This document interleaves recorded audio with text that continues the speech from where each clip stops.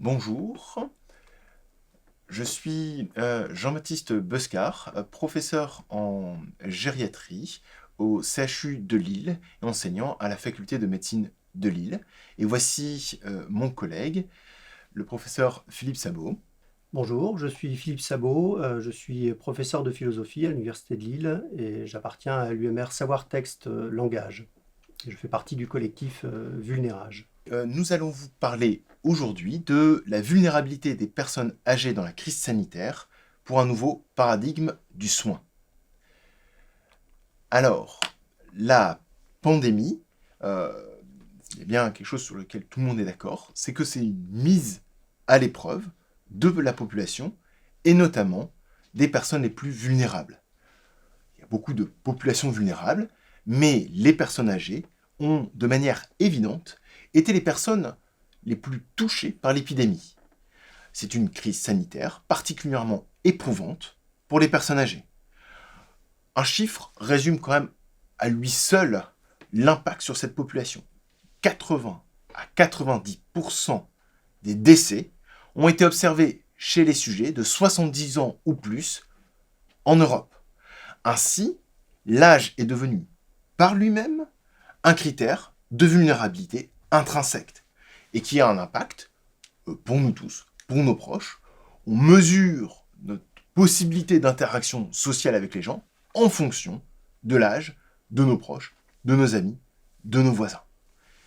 Aussi un impact au niveau politique, ça se voit actuellement avec les stratégies de vaccination par exemple. L'âge, par ailleurs, augmente la probabilité d'avoir des maladies chroniques, par exemple des maladies du cœur, du cerveau, des poumons, ou des syndromes gériatriques, des risques de chute, des difficultés à marcher, une dépendance. Et sur ces terrains, l'exposition au virus, alors que le terrain est déjà fragilisé par les maladies et ces syndromes gériatriques, le virus représente un facteur de fragilisation supplémentaire, favorisant le développement de formes graves de la maladie, de décompensation du terrain, aboutissant beaucoup plus fréquemment à des situations critiques pour lesquelles le recours aux soins intensifs, la fameuse réanimation, les lits dont tout le monde parle, semble disproportionné parce que les gens, ces personnes fragiles, doublement fragilisées, n'ont pas les réserves physiques pour résister, pour avoir les réserves à ces traitements. Cette vulnérabilité présentée, une vulnérabilité un peu physique, intrinsèque, biologique, et la crise a révélé également une autre fragilisation. En effet, la vulnérabilité a été aggravée par l'isolement et les restrictions sanitaires. Nous avons tous vécu, subi, mais ces mesures de sécurité sanitaire ont conduit à des restrictions de liberté sans précédent, notamment chez les plus fragiles. L'isolement dans les EHPAD a été très important, avec des restrictions d'accès, une perte des interactions sociales. Il y a eu beaucoup de reportages. Les personnes âgées maintenant peuvent s'exprimer à ce sujet et le vocabulaire qu'ils utilisent relève du milieu carcéral. Beaucoup parlent d'emprisonnement, de prison, de privation totale de liberté, ce qui interpelle beaucoup sur ce vécu. Il y a eu aussi un isolement à domicile pour les plus fragiles, avec ou sans le secours des aidants, qui avaient plus de difficultés à aller aider ces gens.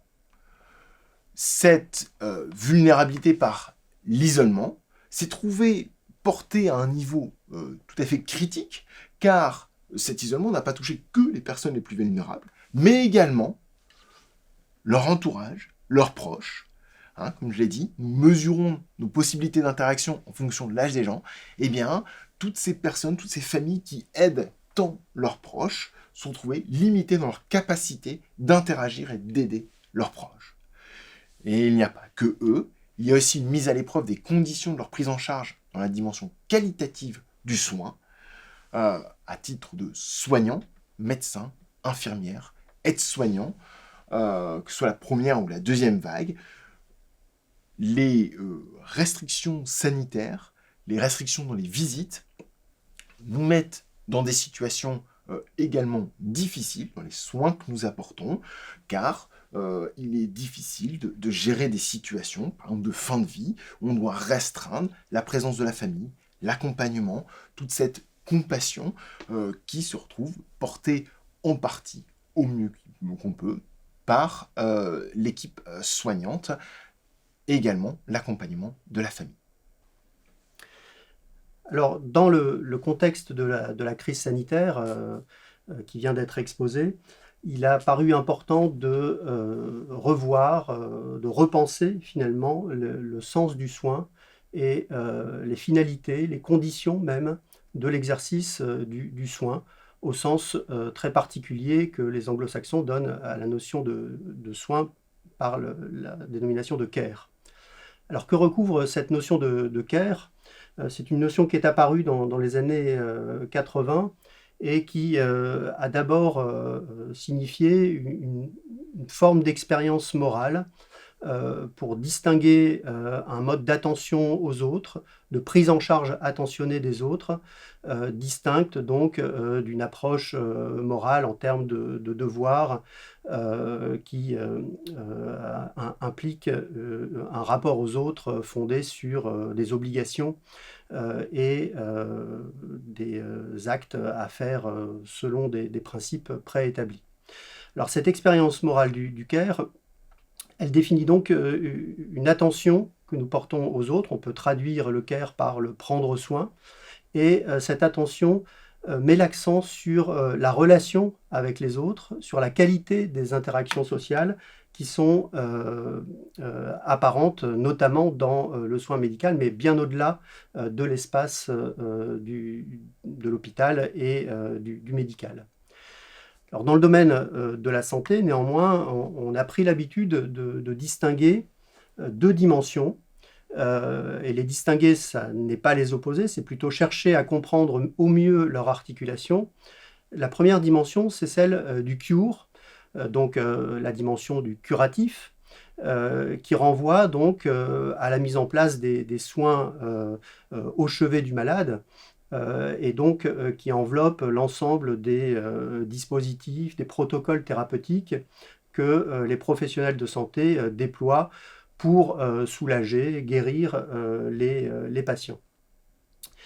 À côté de cette dimension du cure et l'accompagnant nécessairement, il y a celle du care, donc du prendre soin, qui renvoie plutôt à la dimension donc de cette attention prêtée aux patients dans leur qualité de sujet souffrant.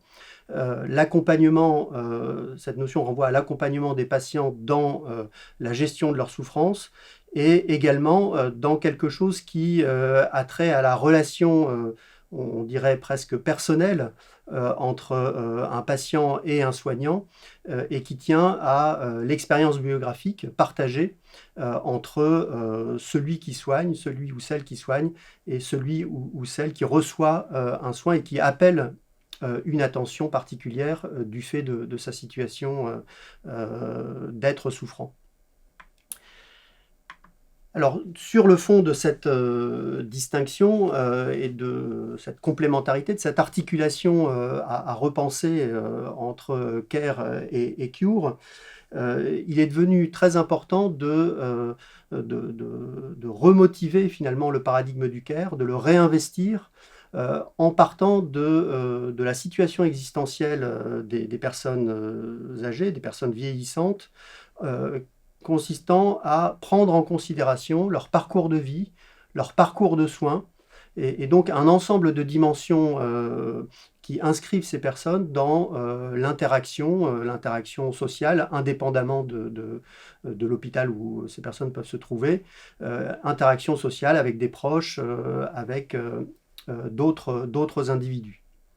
Dans le contexte très particulier de la crise sanitaire liée à l'épidémie de Covid-19, on peut ajouter que, comme c'était rappelé précédemment, si cette crise a pu révéler et accentuer même certaines formes de vulnérabilité liées aux personnes âgées et au vieillissement, elle a également contribué à une autre crise, on pourrait dire une crise dans la crise, permettant de revisiter l'expérience soignante, de la repenser en fonction des situations qui se sont produites et des phénomènes de vulnérabilité particuliers qui ont pu surgir. Alors, le collectif Vulnérage rassemble des gériatres, des psychologues, des sociologues, des philosophes, autour d'une réflexion très interdisciplinaire consacrée justement à ce redimensionnement de l'approche du soin. On pourrait dire qu'il y a différents axes à cette réflexion. Le premier axe consiste à une évaluation, tout d'abord, des pratiques de soins telles qu'elles sont adressées aux personnes âgées. Ces pratiques qui peuvent avoir lieu à l'hôpital, mais aussi en dehors de l'hôpital, à domicile, pour des personnes âgées qui seraient chez elles, entourées par exemple de leurs proches qui leur administrent des soins. Le deuxième aspect de ce redimensionnement concerne l'élaboration de nouveaux indicateurs de la qualité des soins.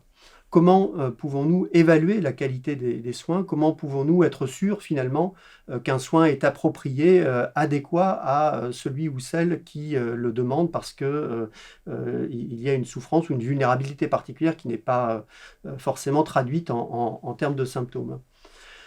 Enfin, il s'agit sur la base de ces deux premiers éléments, de parvenir à construire une prise en charge d'un nouveau type, une prise en charge que l'on appellera holistique, adaptée à cette population. Holistique parce qu'il s'agit de prendre en compte non seulement la maladie éventuelle du patient ou ses troubles déclarés, mais également son vécu biographique et l'ensemble des éléments d'interaction qui constituent la personne elle-même et qui lui permettent de se développer de manière harmonieuse. Alors pour redimensionner donc, le paradigme du soin, on peut partir d'un concept qui existe, qui préexiste, qui est celui de l'expérience patient, alors qui a été mis en place, développé par l'Institut Beryl, et qui développe ce concept principalement dans le domaine de la recherche et de l'action médico-sociale. Alors pour l'Institut Beryl, l'expérience patient représente l'ensemble des interactions d'une organisation de santé avec un patient et ses proches, susceptibles d'influencer leur perception tout au long de leur parcours de santé. Donc on voit que cette définition est finalement assez centrée sur les organisations de santé, la manière dont les patients y sont accueillis et évoluent dans cet environnement assez particulier. Par rapport à cette expérience patient, nous développons le concept d'expérience de soin, un nouveau paradigme du soin qui vise à revisiter finalement les rapports entre l'exercice même du soin, ou des soins, dans toute leur étendue, et les sujets vulnérables auxquels ces soins s'adressent. Alors cette expérience procède finalement, pour bien la comprendre, d'un double décentrement. Le premier décentrement, on le comprend par rapport à l'expérience patient, c'est de ne plus qualifier exclusivement la personne comme patient, ce qui revient à sortir finalement le sujet souffrant ou le sujet âgé, on pourrait dire, de manière plus large, d'une sorte d'essence pathologique qui finalement le condamne d'une certaine manière à être pris en charge dans un contexte hospitalier. Et justement, le second décentrement qui est opéré avec ce nouveau paradigme, c'est de sortir de la prise en charge soignante dans un contexte strictement institutionnel. Et donc de faire droit à une série d'intervenants, aidants, proches, qui entourent à domicile des infirmiers, des infirmières aussi qui assurent des soins à domicile pour ces patients et notamment les patients âgés. En conclusion, il faut évidemment rappeler que la crise sanitaire que nous connaissons a servi de révélateur. Elle a révélé un certain nombre de formes nouvelles de vulnérabilité Et en particulier, elle a mis au jour ces formes de vulnérabilité que nous côtoyons finalement sans toujours les avoir aperçues, qui sont les formes de vulnérabilité des personnes ou des sujets âgés. On peut dire également que la crise sanitaire a produit ces vulnérabilités, a fragilisé de manière supplémentaire ces sujets. La crise dans la crise dont je parlais met également en lumière l'importance d'une prise en compte de ce nouveau paradigme du soin, c'est-à-dire l'intérêt pour une approche qualitative des activités de soins ou de care et la nécessité qu'il y a d'en produire une évaluation objective.